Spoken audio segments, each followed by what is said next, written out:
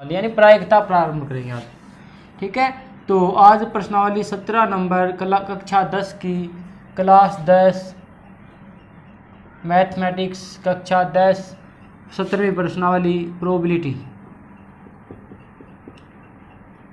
Probability यानी प्रायिकता। प्रायिकता है, इससे एग्जाम में 2 क्वेश्चन आते हैं। ठीक है, एक क्वेश्चन 3 नंबर का और एक क्वेश्चन है 1 नंबर का। बिल्कुल आसान, 1 घंटा में कंप्लीट होने वाली प्रश्नावली, 4 नंबर पक्के, बिल्कुल आसान। तो ये 4 नंबर पक्के कर लेंगे आज। देखिए कैसे करेंगे। प्रोबेबिलिटी, पहले इसकी प्रोबेबिलिटी यानी प्रायिकता की परिभाषा देखिए।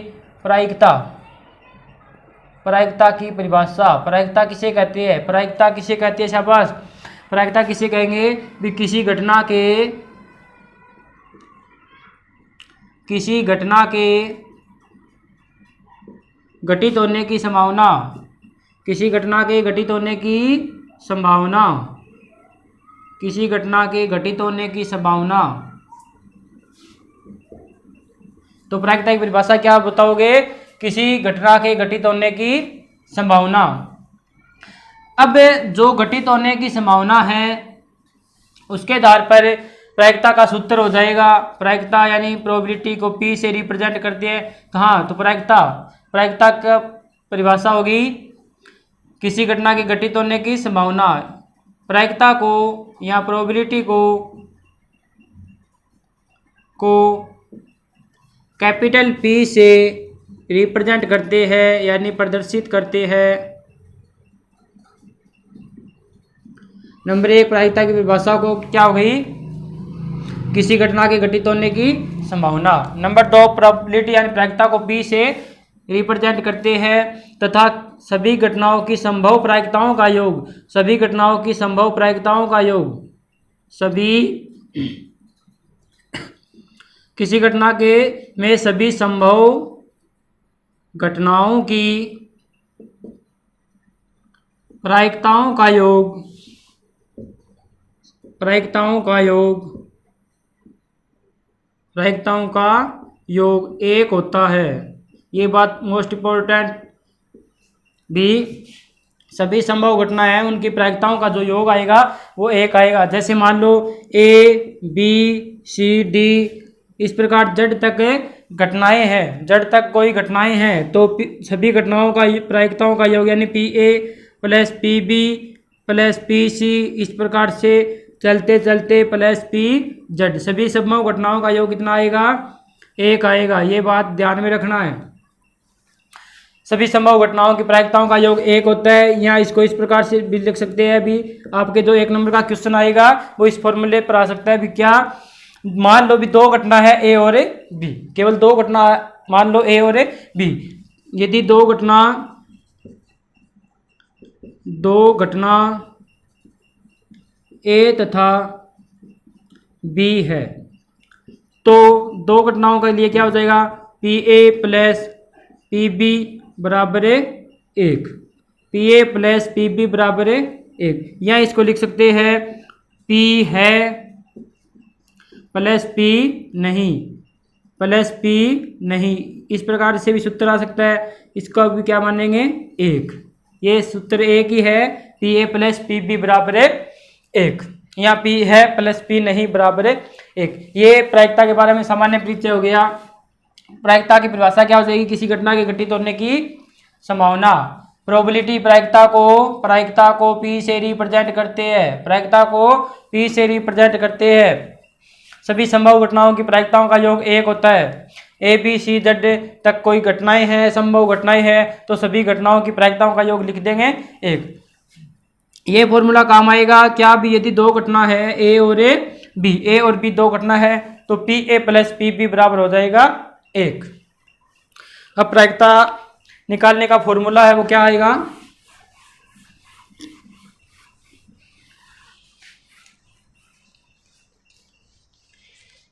भी प्रोबेबिलिटी निकालने के लिए जो फॉर्मूला है प्रायिकता के लिए वो देखिए, प्रायिकता है यानी प्रोबेबिलिटी P है उसका सूत्र हो जाएगा अनुकूल परिणाम, ऊपर लिखोगे अनुकूल परिणाम बटे में लिखोगे कुल परिणाम, अनुकूल बटे कुल, अनुकूल परिणाम या अनुकूल घटना बटे कुल घटना, अनुकूल घटना बटे कुल घटना। ये हो जाएगा प्रायिकता का सूत्र। एक सूत्र लगेगा इस पूरी प्रश्नावली में। क्या विपरायिकता के लिए फॉर्मूला क्या होगा? अनुकूल परिणाम बटे कुल परिणाम। यहाँ पे अनुकूल परिणाम है वो क्या है? अनुकूल परिणाम। और कुल परिणाम क्या है ये देख लीजिए, कुल परिणाम।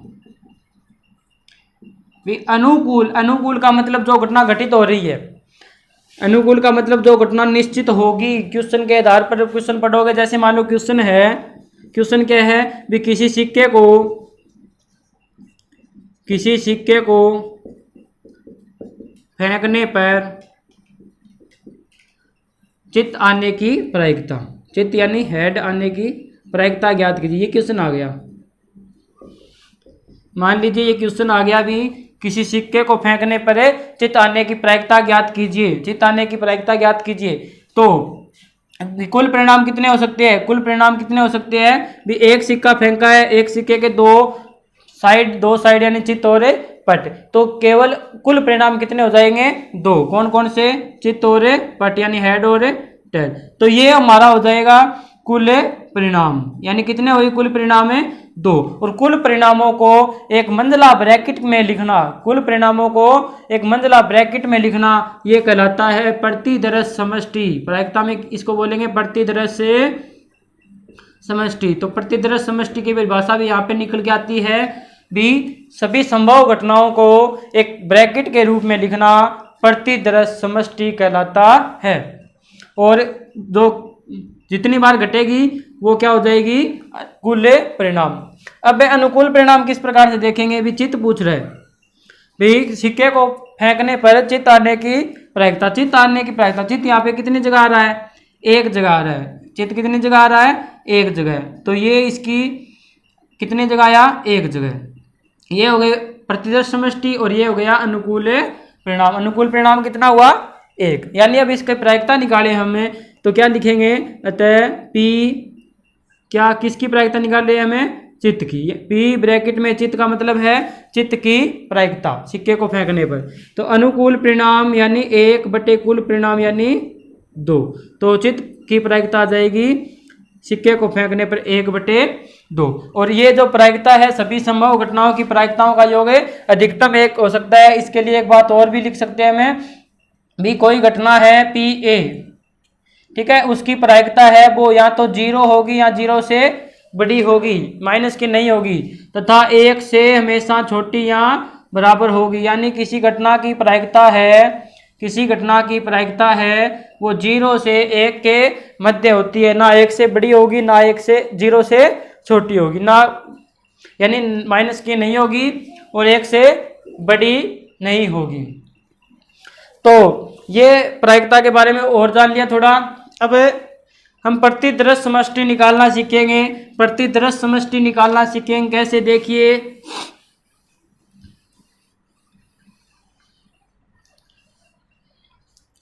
प्रतिदर्श समष्टि, प्रतिदर्श समष्टि का मतलब क्या हो गया?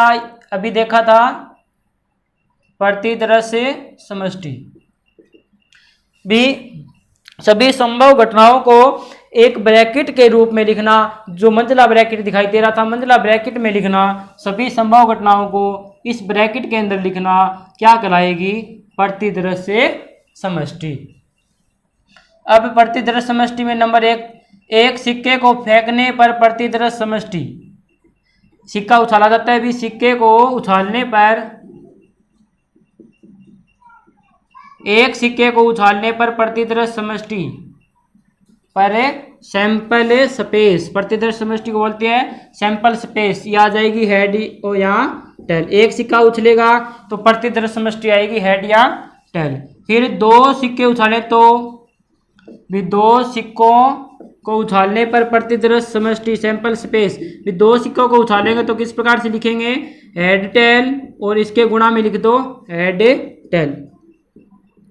देखिए भी निकालना सिखा रहे हैं, कैसे सीखेंगे भी हेड को पहले हेड से किया यानी हेड हेड, हेड का स्क्वायर नहीं होगा क्योंकि हमें प्रायिकता के रूप में लिख रहे हैं। फिर हेड का टेल से किया तो हेड टेल, फिर टेल का हेड से किया टेल हेड, और टेल का टेल से किया टेल टेल।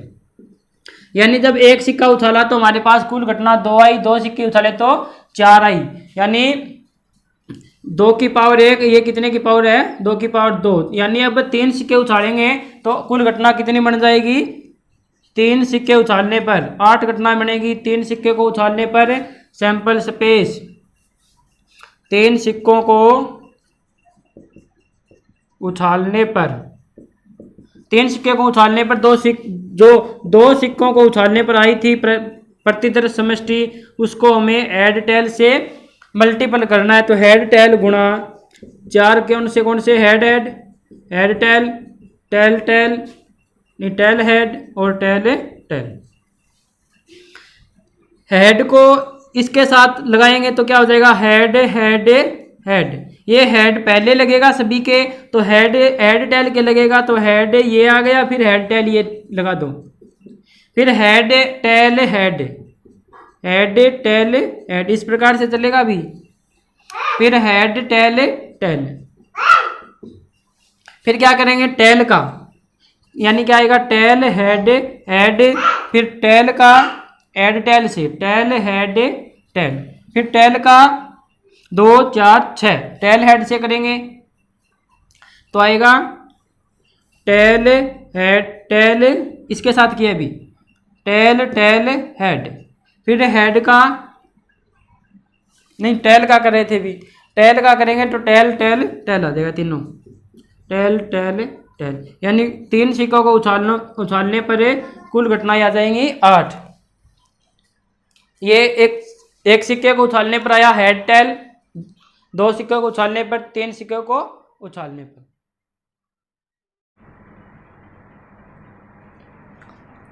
चलिए आगे भी वो जो हमने एक सिक्का उछाल लिया, 2 सिक्का उछाल लिया, 3 सिक्के भी उछाल लिए, उनकी जो सैंपल स्पेस बनी प्रतिदर्श समष्टि वो बना दी, कुल घटना भी लिख दी।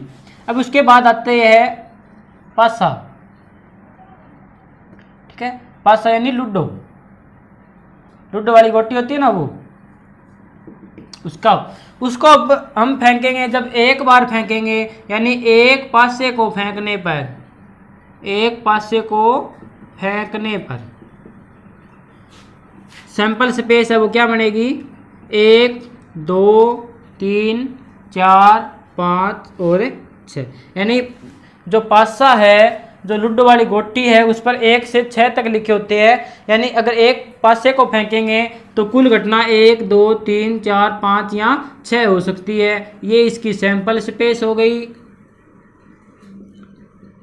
यानी प्रतिदर्श समष्टि, और ये हो गया कुल परिणाम। कुल परिणाम इस प्रकार से लिखोगे भी, एग्जाम में तब आए तो इस प्रकार से लिखोगे। नंबर 2 नंबर 1 क्या लिखा, एक पासे को फेंकने पर। नंबर 2 क्या है, 2 पासों को, पासे को फेंका जाता है तो फेंकना लिखा है यहाँ पे, 2 पासों को फेंकने पर प्रतिदर्श समष्टि, फेंकने पर प्रतिदर्श समष्टि।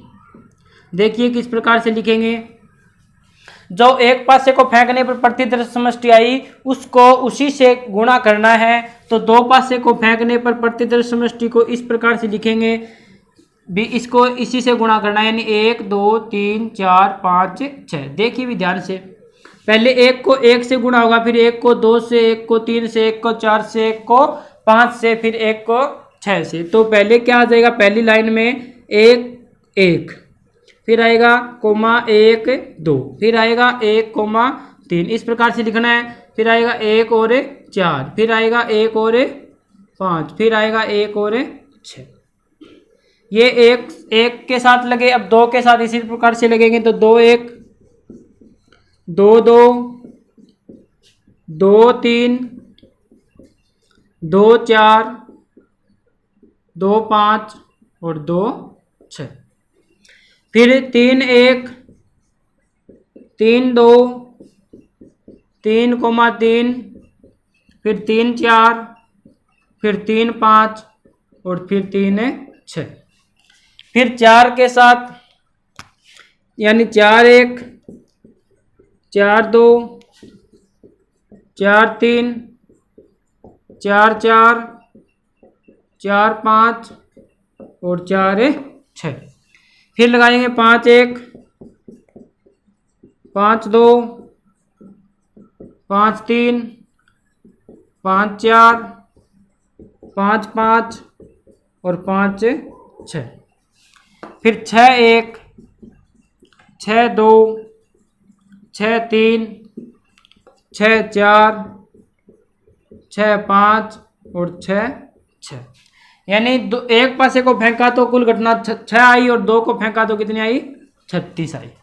यानी कुल परिणाम आएंगे 2 पासे को फेंकने पर 36। अनुकूल के लिए ये क्वेश्चन इसमें से किस प्रकार से आएगा, इससे पहले एक बात देख लीजिए। ये इस जो अंडरलाइन किया है, जो जिसके चारों सर्कल किया है, उसकी जो एडिंग आ रही है, जोड़ आ रहा है, 1 और 1 का कितना आएगा? 2।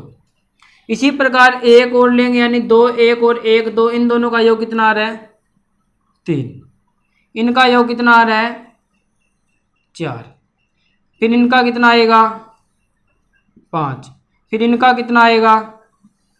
ये सभी है 6। फिर इन सब का कितना आएगा? 4 3 3 4 2 5 6 1, ये इनका आएगा 7। फिर इनका 6 2 5 3 4 4 3 5 6 2 या 2 6, इनका आएगा 8। फिर 6 3 5 4 4 5 3 6 का योग कितना आएगा? 9। और 6 4 5 5 4 6 का योग कितना आएगा? 10। 6 5 5 6 का आएगा 11 और 6 6 का कितना आएगा? 12। यानी जब 2 पासे को फेंकेंगे तो क्वेश्चन मान लो किस प्रकार से आएगा भी? 2 पासों को फेंकने पर 2 पासों को फेंकने पर संख्याओं का योग 8 आने की प्रायिकता लिखिए या ज्ञात कीजिए। संख्याओं का योग 8 आने की प्रायिकता ज्ञात कीजिए। तो कुल परिणाम आप कितने लिखोगे? कुल परिणाम ये कितने? 2 पासे को फेंकेंगे तो 36 परिणाम है। अब हमें योग 8 चाहिए। योग 8 चाहिए तो 8 वाली लाइन कहाँ पे है? ये 6 2 5 3 4 4 3 5 2 6। अनुकूल परिणाम के लिए क्या लिख दोगे? अनुकूल परिणाम के लिए लिखेंगे फिर 6 2 5 3 फिर 4 4 फिर 3 5 और फिर 2 6। यानी अनुकूल परिणाम कितने हो गए? 5। अब प्रायिकता निकालनी है हमें। अंकों का योग 8 की प्रायिकता, अंकों का योग कितना हो? 8। तो अनुकूल परिणाम यानी 5 बटे कुल परिणाम यानी 36। तो ये प्रायिकता आ जाएगी 2 पासे को फेंकने पर संख्याओं का योग 8 होने की 5 बटे 36। ये पासे के बारे में इस प्रकार से क्वेश्चन आ सकते हैं। एक पासे में भी आ सकते हैं। किस प्रकार से भी? एक पासे को फेंकने पर सम संख्या आने की प्रायिकता ज्ञात कीजिए, विषम संख्या आने की ज्ञात कीजिए, भाज्य आने की प्रायिकता ज्ञात कीजिए, अभाज्य